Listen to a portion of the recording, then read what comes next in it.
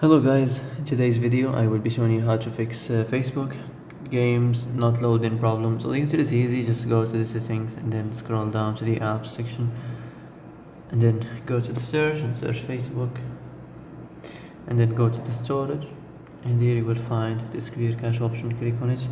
Now you can go check it if it worked, and if it didn't you can try to restart your phone or turn the Wi-Fi off and on, or the Bluetooth or the airplane mode. Also you can try to clear data, but be careful. If you clear data, all these applications data will be deleted. This includes all files, the settings, the accounts, the databases, etc. So be careful if you want to clear your data.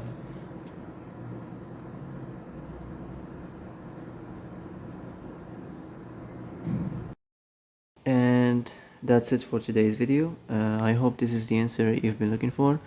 If you like this video, don't forget to like and subscribe, and see you in the next video. Thanks for watching.